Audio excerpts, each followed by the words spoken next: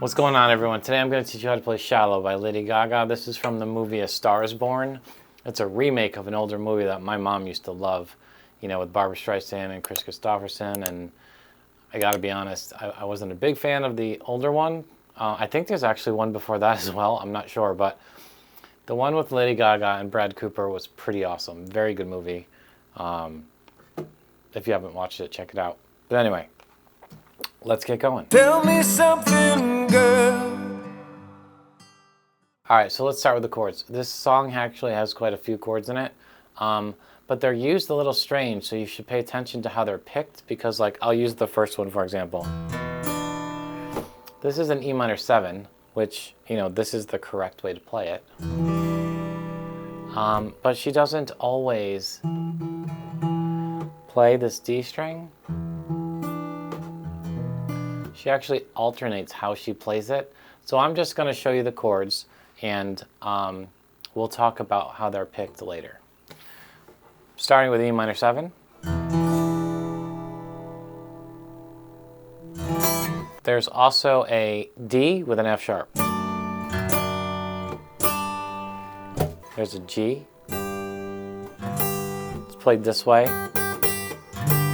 There's a C.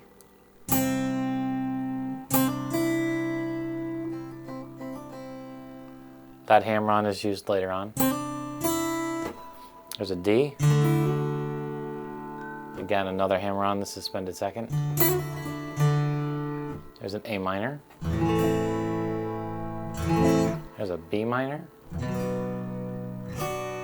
And there's an A. And an E minor.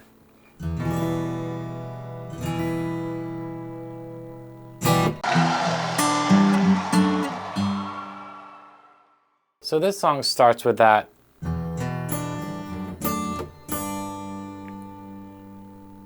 So I just want to break that down because that kind of sets the stage for how this song is played for the most part. So we're playing this E minor 7, but I'm only picking the E, the A, and the B string. So, and then the last thing plucked before changing chords is the open G.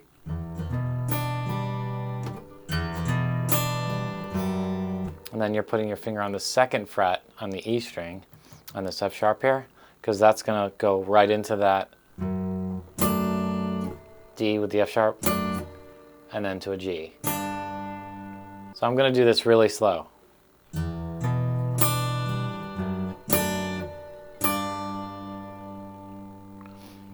Do you see how I'm picking with my hand? I'm picking these three strings, the G string, the B string, and the E.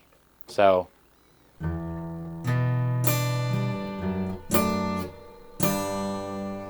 and that's a G. We're just not playing this top note yet. We just only care about these. Then it goes into a C.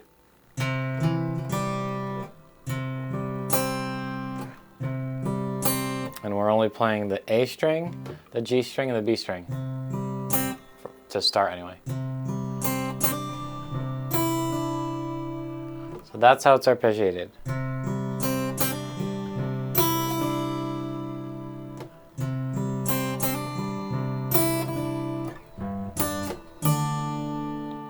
And that's the rest of it.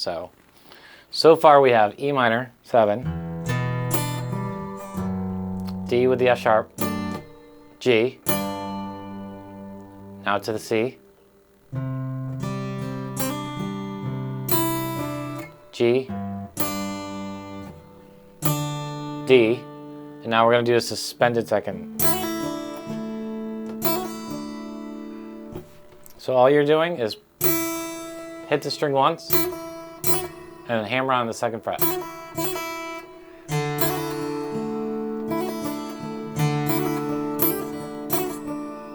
Right? Just the second fret. So the whole thing should go.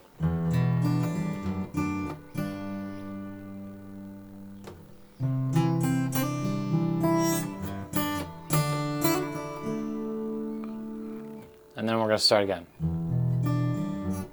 But the second time she does it, she's actually playing on the D string instead of the A string. So this E minor 7, this is where I said it gets kind of weird. Because I think she does this more for the most part. She's not playing this first version often. That's the one she's using most frequently throughout the song. Either way, either sounds fine. You can actually decide which one you like better because she does go back and forth between them throughout the song. So, or at least I think she does. I mean, that's what my ear hears. I could be wrong. Maybe it's one way and I'm just hearing something bizarre, but... Tell me something, girl. Okay, and then we go into the verse, and it's the exact same chords.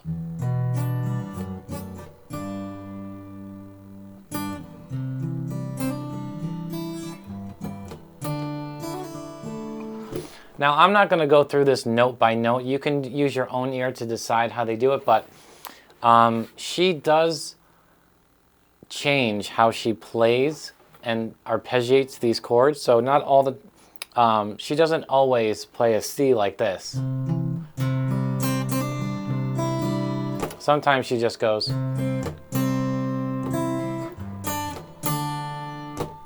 You know, she's not going crazy with the hammer-ons, and she's not arpeggiating as much.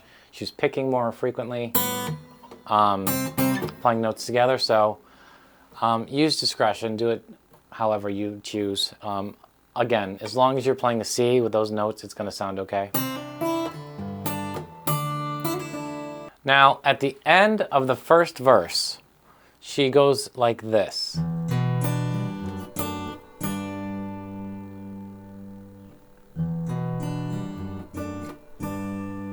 She actually does that twice. If you listen carefully, she's doing that twice, and it sounds like a third time, but the third time is actually the beginning of the second verse. So she's not finishing it. She's just playing that first couple chords, the E minor 7, the D with F sharp, and then she starts over. And this is where, in the movie, when Lady Gaga kicks in and she starts singing instead of Bradley Cooper, but you get the idea. I'm of the deep end, watch as I dive in. All right, so now we're up to the chorus, and I'm just going to play the chords first, because there's 4 chords, but they're used in a very clever fashion. So it starts with an A minor, D with an F sharp, G, and then an E minor. So she starts with the A minor, but she's only playing this G with the open B up here. She's playing that just as a walk down to this D with an F sharp. So it goes.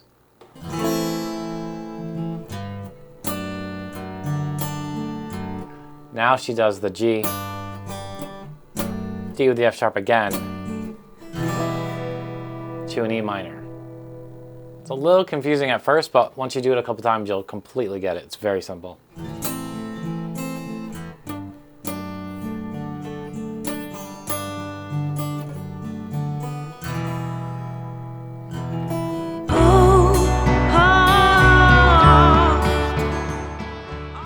Now the interlude, when she's just singing notes, she's doing that little vocal run she does.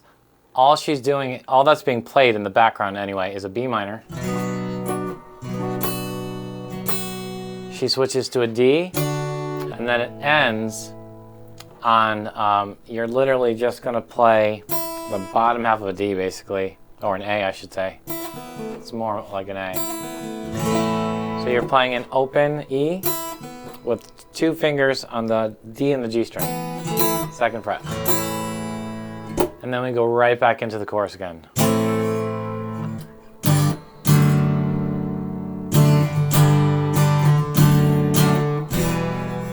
Except now she's just strumming. I'm like, it's all just strumming.